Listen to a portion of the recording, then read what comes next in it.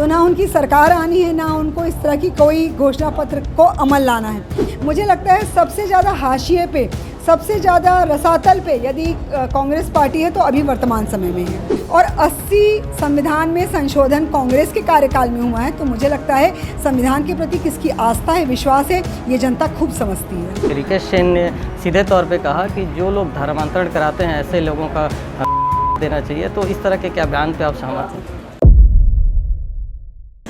छत्तीसगढ़ महिला आयोग की पूर्व अध्यक्ष और भाजपा नेत्री हर्षिता पांडे जी जांजगीर चांपा जिले के दौरे पर वो आई हैं और हम उनसे बात करेंगे किस तरह का वो माहौल देख रही हैं। लगातार आप कई जगहों पर आपने दौरा किया है, बहुत सारे लोगों से आपने मुलाकात की है, कैसा माहौल आप देख रही हैं? क्योंकि लगातार जो चर्चा है वो मोदी की गारंटी की है।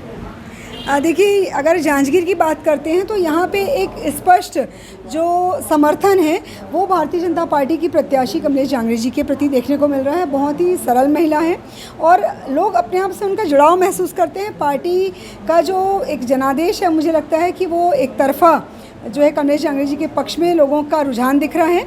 मोदी जी की गारंटी तो है ही, और विष्णुदेव साय जी का जो सरल सौम्य चेहरा है, उन्होंने जितने कम समय में काम किया। आज मैं ग्रामीण क्षेत्रों में खासकर महिलाओं से बातचीत की तो पूछने पे पहले मुस्कुराहट है और फिर जवाब है कि हाँ, तीसरी राशि 1000 दीदी हमारे खाते में आ गई। तो ये लोगों में एक विश्वसनीयता, क्योंकि कांग्रेस जिस तरह से 5 साल इतने क्लियर मेजॉरिटी और बहुमत के साथ छत्तीसगढ़ में रह के लोगों को ठगी, और महिलाओं के बीच में उनकी विश्वसनीयता इतनी शून्यता की ओर थी कि आप स्वयं सोच सकते हैं कि 15,000 की राशि बोलने के बावजूद महिलाओं ने लगभग 8% भारतीय जनता पार्टी के प्रति ज़्यादा विश्वास व्यक्त किया।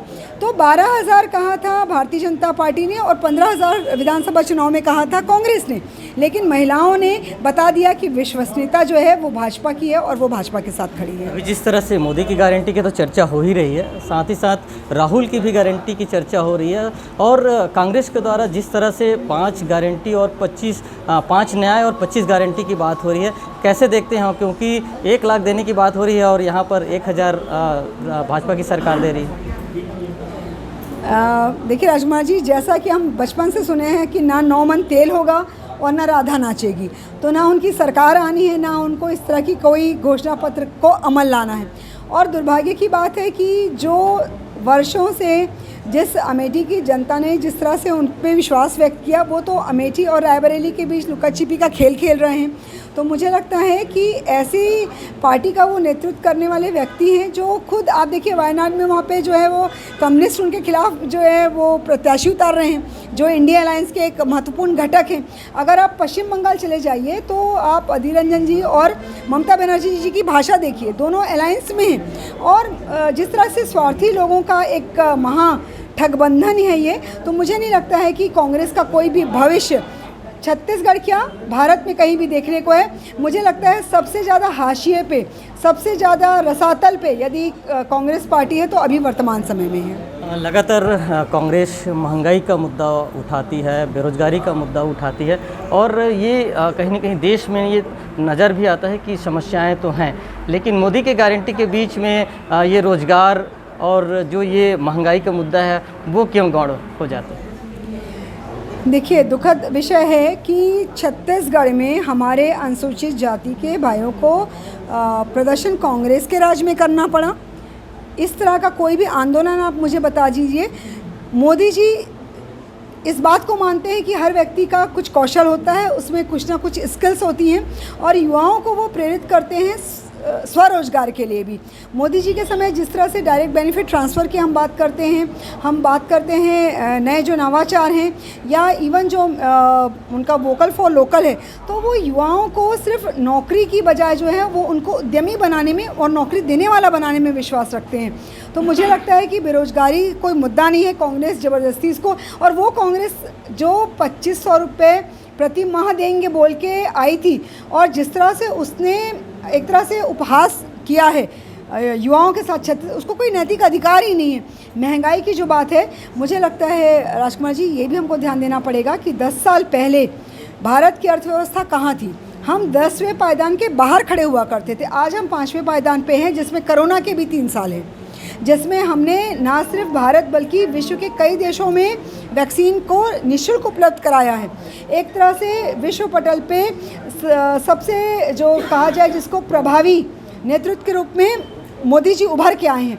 आज हम 5वें स्थान पे हैं विश्व की जो अर्थव्यवस्था है, और आने वाले साल में हम तीसरे विश्व के सबसे बड़े अर्थव्यवस्था की दृष्टि से हो रहे हैं। तो मुझे लगता है कि ये तमाम चीज़ें, इनके पास कोई मुद्दे नहीं है, मुद्दा विहीन हो चुकी है कांग्रेस। और आप ये बताइए कि गृह मंत्री जी के वक्तव्य को किस तरह से काट छाट के कांग्रेस के नेता लाते हैं। तो मैंने पहले ही कहा कि विनाश काले विपरीत बुद्धि, तो सबसे पहले मति और विवेक जाता है कांग्रेस के नेताओं का, चाहे वो हम बात करें महंत जी की, चाहे वो हम बात करें इनके अलायंस की मीसा यादव जी की। ये तमाम लोगों की आप भाषा देख लीजिए, इनका आचरण देख लीजिए, तो मुझे लगता है कि रसातल में कांग्रेस जा चुकी है। अपने महंत की बयान की बात कही है, लेकिन इसी तरह के बयान भाजपा के नेताओं की तरफ से भी आया है। भाजपा के नेता जो हैं, विधायक हैं भिलाई के रिकेश सेन ने सीधे तौर पे कहा कि जो लोग धर्मांतरण कराते हैं ऐसे लोगों का गला काट देना चाहिए। तो इस तरह के क्या बयान पे आप सहमत हैं? देखिए, दो बहुत अलग विषय हैं। यदि हम बात करते हैं कि मोदी जी पे किस तरह के आक्षेप, और उनको कवासी जी ने जो है वो मर जाने के बारे में कहा, या महंत जी जो है वो लाठी चलाने की बात करते हैं, तो ये व्यक्तिगत 1 to 1 जिस तरह के हैं, मुझे लगता है कि राजनीति के दोनों निर्वाचित जनप्रतिनिधि हैं, इस तरह की भाषा का उपयोग नहीं होना चाहिए। जहाँ तक बात रही रिकेश भाई के स्टेटमेंट की, ये हम मानते हैं कि हिंदू जो है वो बहुत ज़्यादा जो है वो सहनशील हैं, और इसका फ़ायदा जो है वो लगातार अन्य लोग, हम कभी आपने सुना होगा, हम हमेशा कहते हैं कि धर्म की जय हो, अधर्म का नाश हो। कभी भी आप हिंदू आयोजनों में जाके देखिए, कोई नहीं कहता हिंदू धर्म की जय हो। हम नहीं कहते कि हमारा कल्याण, हम कहते हैं विश्व का कल्याण हो। तो उस सनातनी हिंदू धर्म के खिलाफ जिस तरह का षड्यंत्र रोम में बैठ के हो रहा है, जिस तरह का जिहाद वो भारत में हो रहा है, मुझे लगता है कि अब समय आ गया है। यदि लोग इसी तरह से हमारी पीढ़ियों को दिग्भ्रमित करते रहेंगे, यदि लव जिहाद के नाम पे अभी भी बहनों की हत्या होती रहेगी, तो कोई ना कोई कड़ा कदम लेना पड़ेगा। और जहाँ तक संस्कृति और सनातन धर्म का विषय है, मुझे लगता है ये पार्टी का स्टैंड नहीं था, लेकिन फिर भी हमारी सरलता को हमारी कमज़ोरी ना समझें, ये तो अन्य धर्म के लोगों को समझना पड़ेगा। लोकसभा चुनाव में राष्ट्रीय मुद्दे जो होते हैं, राष्ट्रीय समस्याएं हैं, उस पर बात होती है, लेकिन एक बार फिर भाजपा राम के मुद्दे पर लगातार चुनाव में जा रही है, लोगों तक राम मंदिर की बात कर रही है, तो एक बड़ा फैक्टर उसका नज़र आएगा इस बार चुनाव में। देखिए, कहते हैं ना कि जो राम का नहीं वो किसी काम का नहीं, तो ये कांग्रेसी हमारा जो है उपहास करते थे कि मंदिर वहीं बनाएंगे, तारीख नहीं बताएंगे। खैर, तारीख भी बता दी, मंदिर भी बन गया। उसका क्या प्रभाव है जनमानस में, क्योंकि ये कोई राजनीतिक विषय नहीं है। राम जी जो है वो आस्था का, सनातन हिंदू धर्म के आस्था का प्रतीक है। यदि जनता को ऐसा लग रहा है कि आज दिव्य भव्य मंदिर जो बना है उसमें मोदी जी की भूमिका है, तो ये वो तय करेंगे। लेकिन भारतीय जनता पार्टी जो है वो राम मंदिर पे या धर्म पे चुनाव नहीं लड़ रहा है। हम चुनाव लड़ रहे हैं 370 पे, हम चुनाव लड़ रहे हैं CAA पे, हम चुनाव लड़ रहे हैं ट्रिपल तलाक पे, हम चुनाव लड़ रहे हैं जिस तरह से surgical strike, air strike Modi ji के नेतृत्व में हुई है। आप स्वयं देखिए कि पाकिस्तान के जो युवा बच्चे हैं, जब यूक्रेन और रशिया का युद्ध हो रहा था, तो वहाँ भारत माता के झंडे को सर माथे पे लेकर अपनी जान बचा रहे हैं। तो इसमें कहाँ धर्म का मुद्दा है, इसमें कहाँ राम है। तो मुझे लगता है कि मोदी जी के अपने विकास के बहुत से मुद्दे हैं। उनका जो एक सशक्त नेतृत्व है, जो व्यक्ति सालों से बिना एक दिन छुट्टी लिए काम करता है, आप याद करिए, चाहे वो आप बिहार का राजनीतिक परिवार हो, उत्तर प्रदेश का यादव परिवार हो, या आप देख लीजिए छत्तीसगढ़ या भारत में गांधी परिवार, यदि इनके यहाँ किसी को छींक भी आती थी, सन 84 के दंगे कौन भूल सकता है। लेकिन मोदी जी की माता जी की मृत्यु होती है और 3 घंटे के बाद वो देश के काम पे निकल जाते हैं, और उनका ये कहना होता है कि प्रधानमंत्री की माता जी की यदि मृत्यु हो रही तो देश का काम नहीं रुकना चाहिए। मेरी एक माँ की मृत्यु हुई है, लेकिन भारत माता की सेवा करना, एक भी कार्यक्रम, ना सरकारी कार्यक्रम कैंसिल हुआ, ना पार्टी के कार्यक्रम कैंसिल हुए। तो मुझे लगता है पूरा विश्व मस्तक है मोदी जी के आगे, और वही देखने को इस बार, अब की बार 400 पार में मिलेगा। एक अंतिम सवाल, जिस तरह से कांग्रेस 2 बड़े मुद्दे को उठा रही है, एक आरक्षण का मुद्दा और एक संविधान बदलने का मुद्दा, किस तरह से ये पूरे जो राजनीति हो रही है, इन दोनों मुद्दों पर आपका क्या कहना है? पहला दलित मुख्यमंत्री छत्तीसगढ़ में देने वाली पार्टी है भारतीय जनता पार्टी। पहली महिला आदिवासी राष्ट्रपति भारत को देने वाली पार्टी का कार्यकाल यदि देखा जाए तो है भारतीय जनता पार्टी। ये बात करते हैं ST SC OBC रिजर्वेशन की, हास्यप्रद भी लगता है क्योंकि वो जिस वीडियो को इन्होंने काट छाट के किया था, क्षमा मांगनी पड़ जा रही है, इनको FIR हो रहा है, तो मुझे लगता है आरक्षण का मुद्दा, क्योंकि इनके पास कोई मुद्दा नहीं है, इसलिए उसको दिग्भ्रमित करने का प्रयास है। संविधान की बात करने का अधिकार आपको लगता है कि कांग्रेस को है।